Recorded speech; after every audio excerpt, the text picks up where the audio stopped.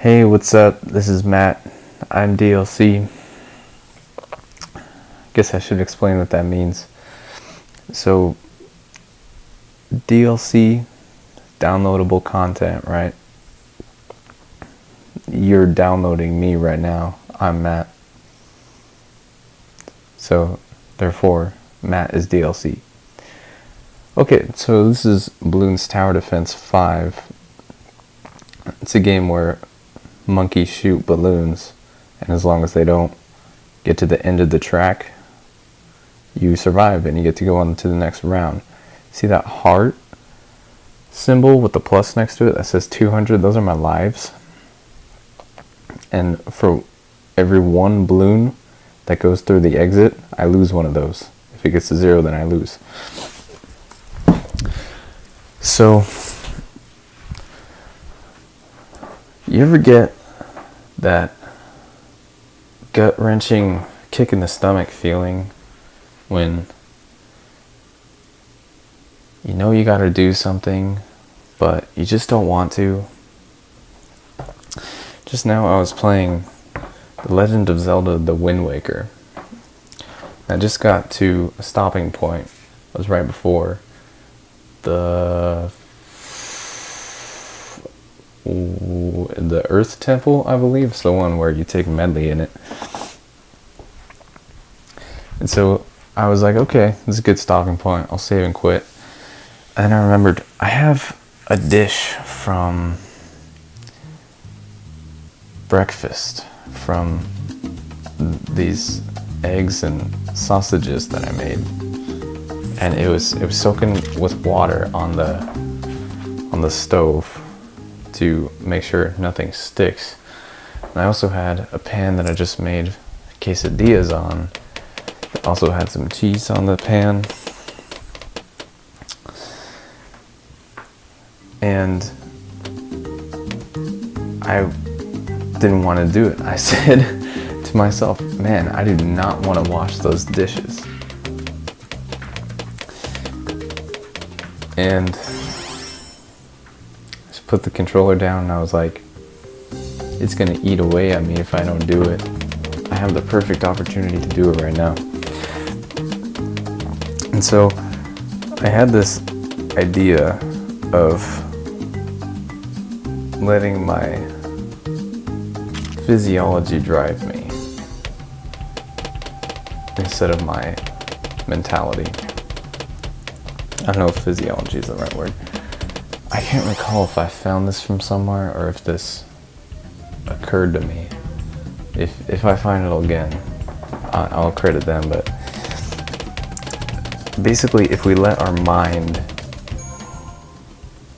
run our lives, our mind more often than not is going to say, no, play more video games, don't do that, don't wash the dishes.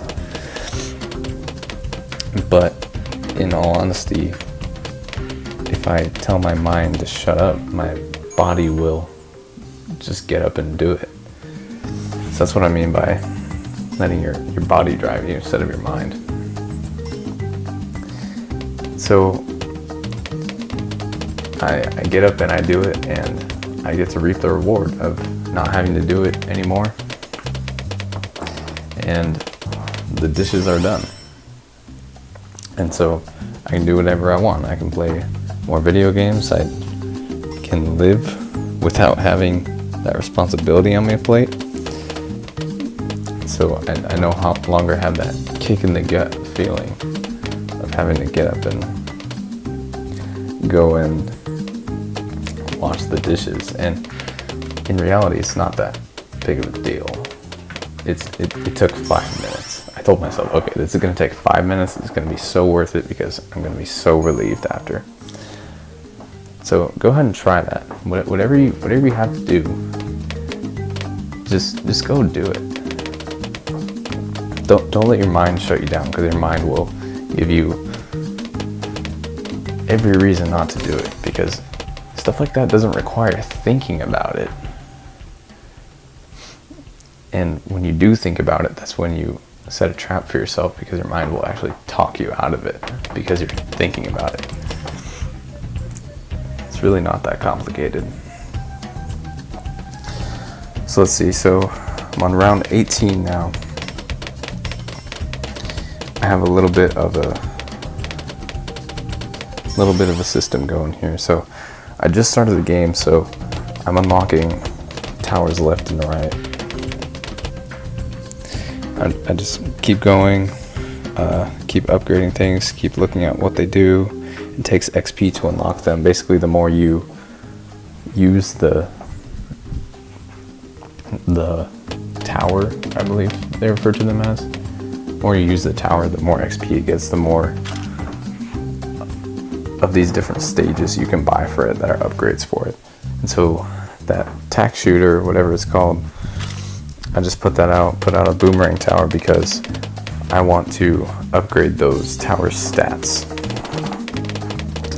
As you'll see, when I tap on them, it'll have the stats.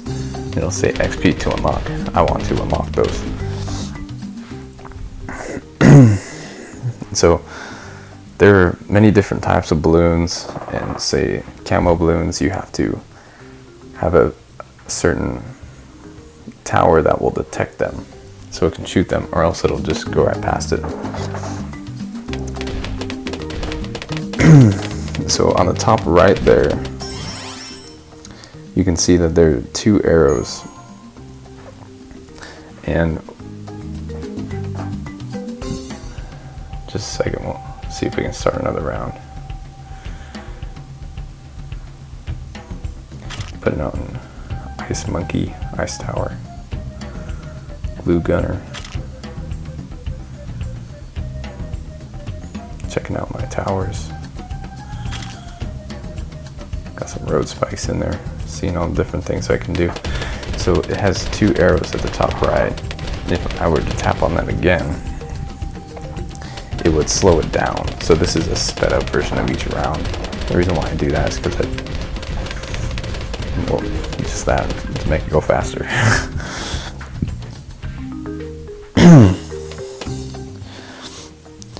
So leads also take a certain amount of popping power to pop.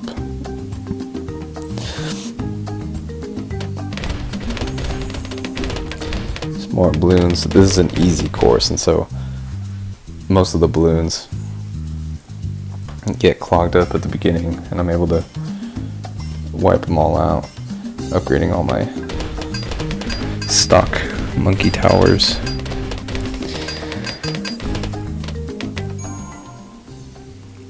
Got another level up. So at the beginning of the game, there are a ton of level ups because you unlock more towers with each rank. I lost some lives there. See those heart ones, they regenerate. So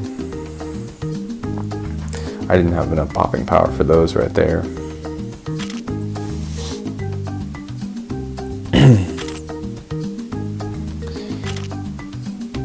So I put some more down so that I could have some more monkeys. See, it's in like stock slow motion right now. So I could slow it down and see how much popping power I really needed to complete these, because they were getting more dense with balloons and I didn't want to speed it up and lose instantly. I wanted to give myself a fighting chance. So in my opinion, those catapult ones, they aren't as good as the triple shooters, which are a different upgrade path of those first monkeys in the top left on the right over there. The dart monkeys, there we go. So I actually am not a fan of it because you can spray 3 darts, or say the catapults, they go in a line, but they're limited to that line. And it looks like it covers less ground when I could have more AoE area of effect.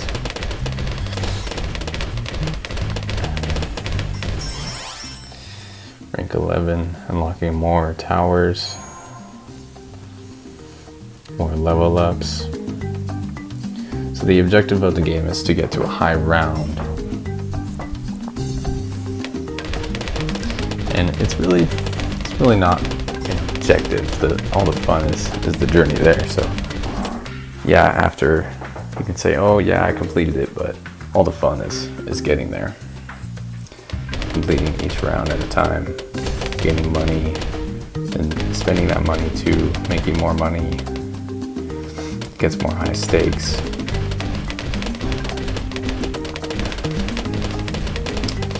I don't think I unlocked the super monkeys yet, but super monkeys are my main strategy because I believe they're the most powerful. I haven't checked out all the towers extensively. I've checked them all out, and I've upgraded them all before in a previous playthrough of this game, but I think the super monkeys really trump everything else. That's why once I unlock them, I'll start nesting them everywhere. And then later you'll see that there's a hut tower thing. To slow it down again just to make sure I can get through this. There's a hut, like a tan straw hut that allows all the towers in the radius to be powered up in different ways, which you'll see. So you can see there's all sorts of zebra balloons, and they contain more. Once you pop one, another pops out of them, and then another pops out of them, like Russian dolls.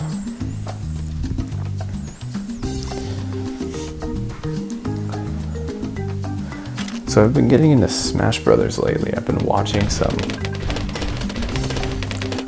streams of competitions, and I think they're pretty intense with these people. It's just two people duking it out,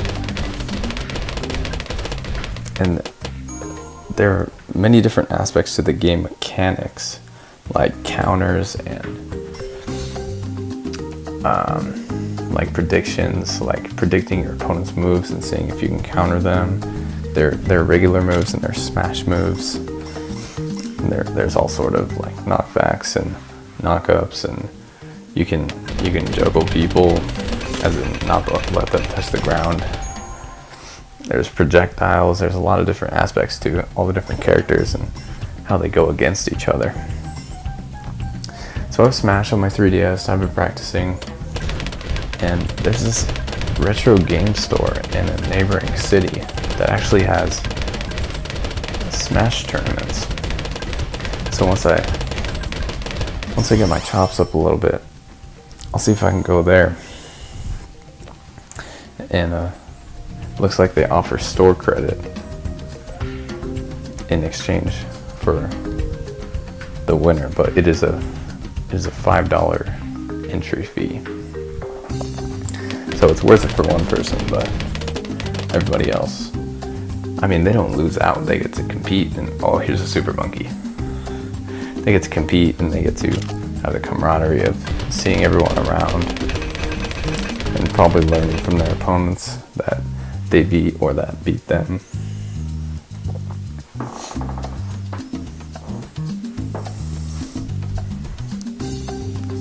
So you got a helicopter. So as you can see, you can't upgrade it at first. You put it down for the first time and you have to use it before you can unlock its upgrades, but once you unlock its upgrades, they're unlocked permanently. So it's really just these beginning rounds that it's a little bit slow going in that aspect.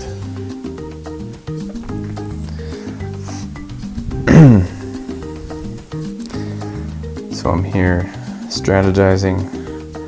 Oh, I accidentally hit that target to last. You can do like first, last, like strongest. I can't remember the other ones, but see that path right there? I can have it go in a figure eight or a circle, seeing which one I wanted it to go in. I put it in not the best spot because see right now it goes all the way over there, and there are not really any balloons over there because the spikes shoot out from the helicopter.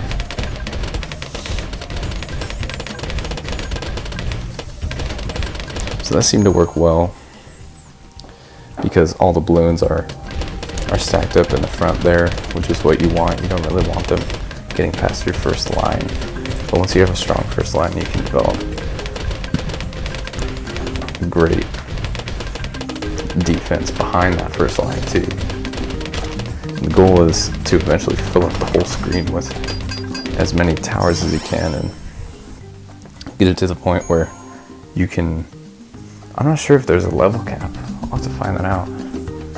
At one point I got to level or around 200 something, and it just had those big Zeppelin looking things.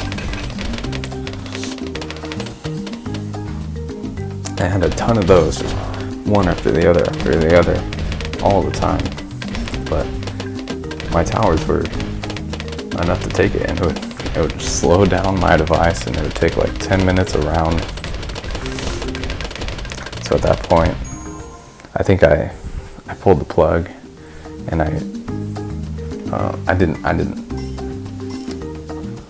want to see the level cap. I just wanted to move on to a different level. So I sold some balloons and made myself lose. I sold some towers, not balloons.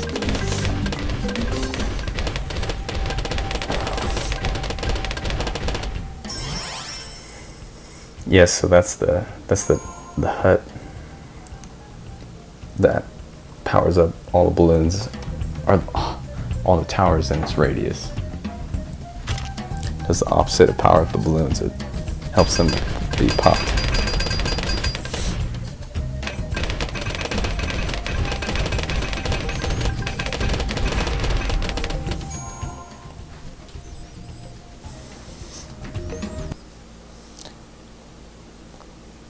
So here I've completed the track, and for some reason it didn't record the free play because I actually went into free play, but that is all right. So I hope you guys have enjoyed. I will see everybody later.